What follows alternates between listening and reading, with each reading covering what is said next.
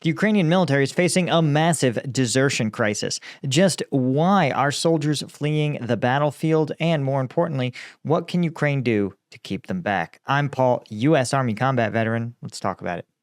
Okay, so this is an interesting story here about the level of desertion in the Ukrainian military.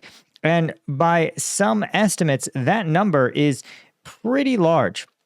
In fact, while Moscow has been dealing with some desertions, Ukraine has had an absolutely eye-popping number of desertion. There's an estimate that around 100,000 soldiers have been charged under Ukraine's desertion law, but up to 200,000 may actually have fled their units.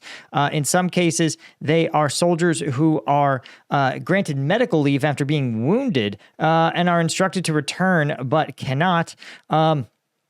In many cases, they say that while they are physically healed, psychologically, they are unable to return to the front lines.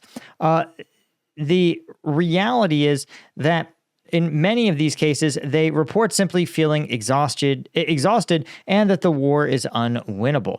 In one deserter interviewed said, imagine you are sitting under incoming fire from the Russian side. It's 50 shells coming toward you, while from our side, it's just one. You see your friends getting torn to pieces, and you realize that any second it can happen to you.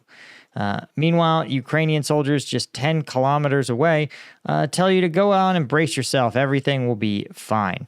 Right? This is coming from a soldier who had served in the Ukrainian military for 5 years. So he was on active duty for 2 years before the initial invasion. He says, quote, if there's no end term to military service, it turns into a prison and becomes psychologically hard to find reasons to defend the country. Right? So this is also troubling because the Ukrainian military recorded a deficit of 4,000 troops on the front in September, meaning that there were 4,000 more deaths, injuries, and desertions than there was new recruits coming in. This is a tremendous problem for Ukraine, as is many of the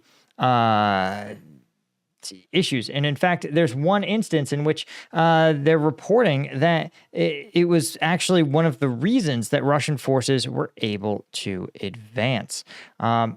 So again, troops currently are allowed to take off just 10 days twice a year, but manpower shortages sometimes even delay those vacations.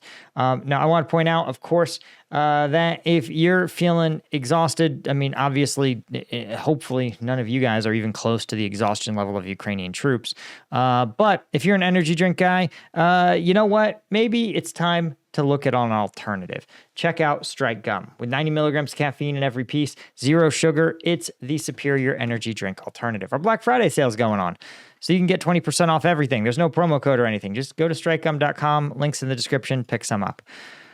Okay.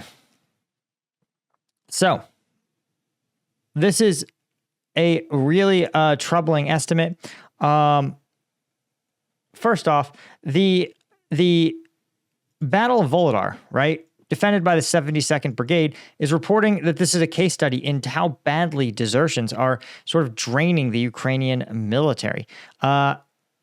So the 72nd, which defended Volodar for literally years, was down to only one line battalion and 2 rifle battalions at the end. And military leaders even began pulling from those units to support flanked positions. There should have been 120 men in each of the battalion's companies, but some companies' ranks were down due to just 10, thanks to deaths, injuries, and desertions. About 20% of the missing soldiers from those companies had gone AWOL, right? And they said the percentage had grown exponentially every month. And they explained why that happens. So even an officer acknowledges, I don't condemn any of the soldiers from my battalion and others because everyone is just really tired. The thing that happens with desertions is that it has an exponential effect. Why? Because first you have, let's say, one soldier deserts. Well, you say, man, I'm kind of glad he's gone. He wasn't really that much of a contributor anyway. And knowing that someone who doesn't want to be here is gone is good. But let's say you're in a squad of 10 people and 5 of them desert. Well, now you go, shit, I'm in greater danger because we're still getting squad level missions, right? We're going to man, for example, let's say 3 fighting positions. You have to do it with 5 people. You see the problem. Somebody's going to be very, very alone in one of those positions. And that's pretty terrifying, right? And so now let's say you have a squad where all but 3 have deserted. Now you say, man, 3 of us are going to sit alone in positions. It's a suicide mission. And you say, listen, everyone else who deserted is going to live and I'm going to die here because of this, right? Now multiply that by squads, platoons, battalions, companies. So you'll sit there and say, wow, we're a company that still has fighting forces, but on our left and right are 2 10-man super depleted companies with nothing left. Why should we have to sit there and die? You also have this normalization, right? Just like a panic or a rout, where when you have a certain critical mass of people moving in a direction, in this case, away, you're going to sort of normalize it. It's going to be seen as a normal, acceptable behavior. And the Ukrainians, in some ways, kind of did this to themselves, right? Because their government at the outset of the war said, this is an emergency. Every man needs to be here and sign up for military service, right? So they said, okay, you sign up for military service. And they said, listen, we got to put you in the fight. We don't know when it's going to end, but this is a critical situation. We've got to put you in the fight right now. And that's what they did. The problem is the Ukrainians for 3 years have never changed that policy. So there is no rotation. There is no end of service, right? Even in the Second World War. Right? There was a point system that said that when you acquired so many points, you would be eligible to be returned from combat. You would consider having to have completed your tour of duty, right? See if I can find it on Wikipedia. Right? Okay, so the adjusted service rating score system U.S. Army used at the end of World War II to determine which soldiers were eligible to be repatriated to the United States and discharged from the military, referred to as the point system by U.S. soldiers, right? So this is an enlisted man would need 85 points to get demobilized. Scores were determined as follows. 1 month in service was 1 point. 1 month in overseas service was 1 extra point. A combat award, right, would get you 5 points for each combat award and 12 points for each dependent child up to 18 years old. So there was a way, right? Soldiers could track when they were going home. And this was really different than what the Ukrainians are seeing now, which is an open-ended war with no end in sight, with no possibility of meaningful return, right? You also iconically had like bomber pilots who would say, hey, you fly 24 missions, your tour of duty is considered complete, and you're going to be moved back. There's also, a lot of, for example, in Vietnam, officers were expected to spend 6 months commanding a line unit before they'd get rotated towards staff positions or less dangerous roles. And so this kind of ability, this knowledge that you're not going to be in the gravest danger for the longest period of time is something that the Ukrainians sort of painted themselves into, right? And I say this, the Ukrainian legislature. Why? Because there was no sort of systematic way to get people into and out of combat positions.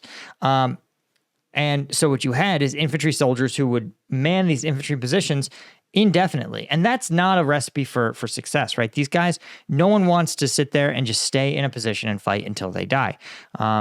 In fact, you might recall when we talked about the drone pilots, 2 of the Ukrainian soldiers who were training as drone pilots, when asked their reasons, they said survival. They felt that because there was no systematic way to rotate infantry soldiers away from the most dangerous job into more less dangerous jobs, they were simply doing it for themselves. They said, we're going to go to this drone course. We're going to become drone pilots, which have a way lower casualty rate than line infantry. So anyway, what does it mean for the war at large? Well, Russia, it's sending a signal to Russia that they should keep pushing. They shouldn't let up because Russia, again, continues to be able to mobilize 30,000 soldiers a month. They've militarized their whole economy, and Putin feels like the Ukrainians are much more on the ropes than the Russian economy, right? It's simply because the Russian economy is much larger. But it remains to be seen, again, with the provision of additional aid or equipping other brigades, particularly those Ukrainian men who have fled the conflict. There are some opportunities out of it, right? The U.S. is, of course, encouraging Ukraine to lower their mobilization age down to 18, simply to get an influx of soldiers to rotate some of their more experienced infantry off the front line. But even if you had that, even if you, let's say you could snap your fingers and generate 1 million Ukrainian 18-year-olds, the problem you would run into is that you cannot replace an entire line battalion with 18-year-olds. You have to rotate them in gradually, get them experienced, and even get them experienced enough to be promoted. And so this is sort of where the problems come in, is that who do you decide who gets to rotated back and who has to stay in the fight? Anyway, guys, that's all I had. Huge thank you to Martin Baum, Chris Rossi, Stuart Abel, Daniel Brown, Sergei Zinchenko, Chris Holmes, Chris Gorsuch, Daniel M., Ida Skycall, as well as all of our Lieutenant tier members. I couldn't do this without you guys. I appreciate you so much, and I'll see you in the next one. Cheers.